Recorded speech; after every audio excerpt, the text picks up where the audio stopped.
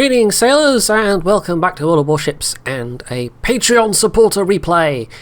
This is actually a re-record because I sat down, did this and realised I had talked about a ship that I wasn't supposed to talk about yet in a way that was basically breaking the agreement we have with Wargaming, because we can mention ships in a factual capacity, like say pointing out that the new Dutch cruisers have an airdrop, for example, but we can't really talk about our experience of using said airdrop, so we have to be careful about how we say things. And really, I just forgot that I was talking about a ship that wasn't actually released yet, so oops.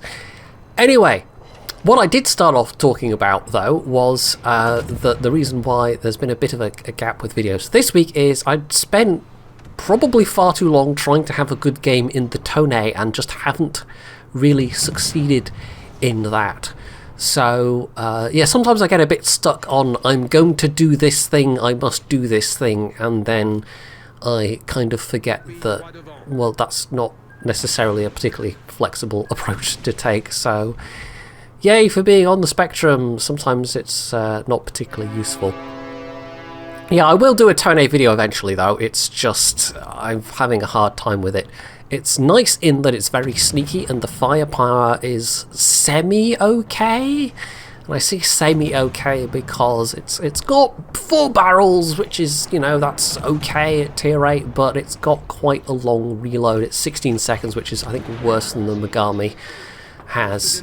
And it also, of course, with its turret arrangement, cannot really kite away, so yeah, and the heal is also not that great. It does have a heal which is nice, you know, more tier 8 cruisers should have heals. It's just not as strong as the Atago's heal. And so yeah, between that and the fact that the planes are far less effective at their tier than the Ise's planes, I mean, they're effectively the same planes, but they're a little faster with less health. And the less health is particularly annoying if you are in a tier 10 game, because there's so much less that you can do with those planes. At tier 6, the planes are not only useful for panicking enemies, and you can get a bit of extra damage out of them, but you can also, of course, use them to spot destroyers. They give you quite a bit of extra spotting ability, especially if there's no carriers in play. But that is diminished at tier 8. And maybe it's not a terrible thing from a destroyer player's point of view, certainly.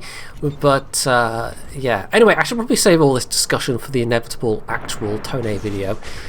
What we have instead is not a Tone, it's the Mogador being driven by Andy CX. And as you can see, he's also using the Philippe Uboino captain. I probably said that slightly wrong, but anyway. He's actually also managed to help Cap, which is a sort of uncommon thing in a French destroyer, especially if you haven't even remotely built it for stealth. And as you can see here from his firing range, yeah, he's gone for the maximum gun range build, which is, to be honest, how I play my French destroyers at the higher tiers. Also, once you get access to those extra equipment slots, the French destroyers really do start to be potentially quite fun. But a big part of that has to do with, are there any carriers in play? Because if there are, well, that fun becomes severely diminished. The French destroyers, unlike the Swedes, do not have particularly good AA, and of course with no smokescreen, all you are really left with is your ability to try and dodge. And even if you are dodging the planes, which these days is easier, with the change they've made to rocket planes, it's actually going to be a bit nicer. But of course you're still getting spotted, so other things can shoot at you.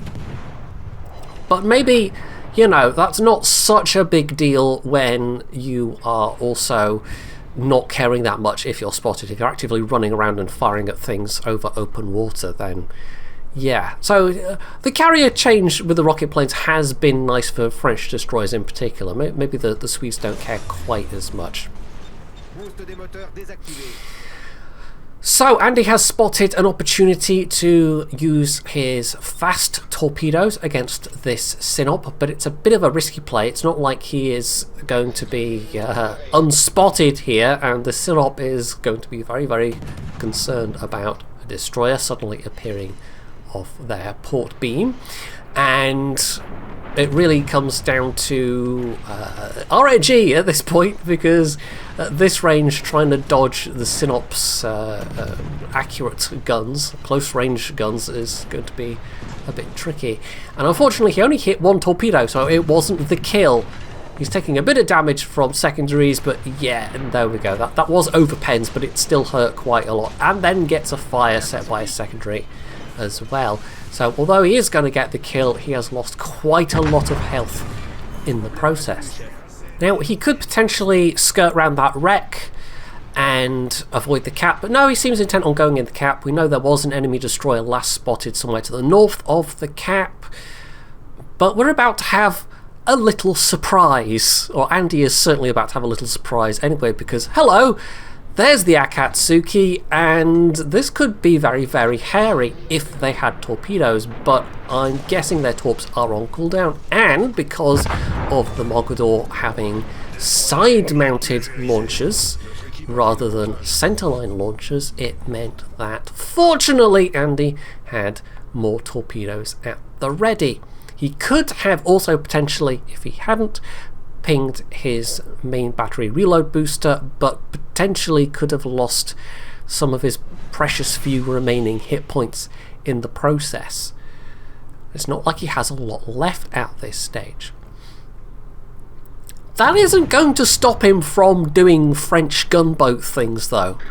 Far from it. He does have some hopefully distracted battleships within range, so he's going to take advantage of that and take advantage of his speed and hopefully not get shot at too much. He's also obviously managed to cap this mid-cap, so that's a solo cap and a cap assist in a very unstealthy French destroyer, which is definitely not a particularly common sight. But we are now down to very firmly doing the traditional French gunboat things of running around in mid-water like a Mad March hare and pew-pewing all the things. Bit of incoming fire from that Pommern, but it's not entirely clear if it's meant for him or not. It looks like it is though, yep, so the evasive manoeuvres paying off there. He's not getting a lot of damage directly. I think he's more hoping to set fires here. These destroyers, of course, do have relatively large caliber guns, but if you do choose to take IFHE, then of course you're hurting your fire chance, so it's probably better to stick with setting fires for these particular ships overall. So if you can get something to stick on this Pommern, that would be nice. They've used their damage control, so there we go. That's one that will stick, and if you can get even more, that'll be quite nice. There's also some battleships to the north there, and one of the remaining enemy destroyers, a Bliskowitz.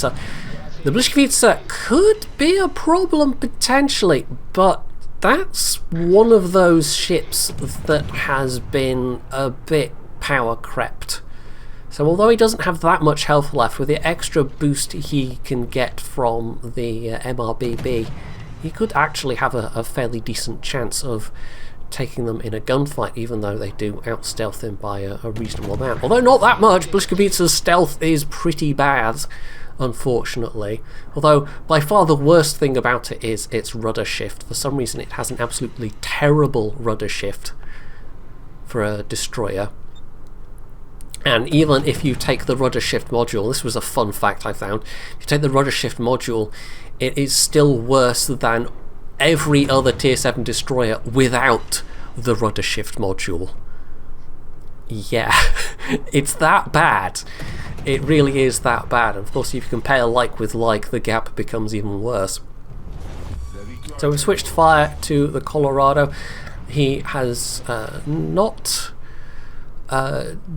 managed that much damage. I mean, this is still a decent damage game, but it's not going to be a monster damage game. He is approaching 100k though, which is nice, and If he burns out this Colorado, who is possibly out of heals by this point, that will be a 4th kill, putting him within possibly range of getting a Kraken, but he'll need to then find something to kill for that 5th and final kill. So maybe he'll run into the Bushkevitsa, because everything else is a bit far away given the amount of time they have left. This team is very, very firmly in control at this point. The enemy team was basically fighting a losing action. They weren't able to break Andy's teammates down at the A cap, where they seem to be fairly evenly matched, and because of the aggressive actions him and his teammates were taking up at the C cap, then the enemy team there didn't really stand a chance and just got forced back. So decisive action at one cap and steady holding action at another cap meant that basically they have managed to secure this into being a fairly comfortable victory. I mean, it certainly doesn't hurt that they've only lost one ship. The enemy team really haven't done well in terms of being able to focus anything down. It looks like they've only just killed their 2nd ship, the Iowa, but it's immediately followed by the Lepanto killing that Aegea. So yeah, it might have bought Andy a little bit of extra time to get a 5th and final kill, but not a lot. There's 30 seconds left now. He was spotted, so he knew the Bushkevitsa was close, and the Bushkevitsa actually decides to open fire in the dying seconds. So there's the main battery reload. Will it be enough? And the Bushkevitsa panics a bit, fires off their smoke, and that's interrupting his vision just enough that he doesn't have a continuous lock-on here, and not having the lock-on means you don't get as good dispersion. And unfortunately, because of that smoke screen, the Bushkevitsa got to live, and there was no Kraken, but it was awfully close. He did get a Confederate medal though, so you know, it's a participation award these days more than anything else. Sadly. So yeah, not the strongest opposing team there, but a good result for Andy nonetheless, and over 2,000 base XP to show for it, with also over 100k damage, and of course those 4 kills. So that was a pretty nice little game, even if it wasn't the most competitive match, and it certainly shows that the pew-pew nature of the Mogador can still be a threat to the enemy team, even when the ship itself is fairly low on hit points. So anyway, that's it for this replay, this re-recorded commentary. Hopefully you have enjoyed it, and if you did, you can do all the usual things down underneath the video, and of course, as always, stay tuned for more.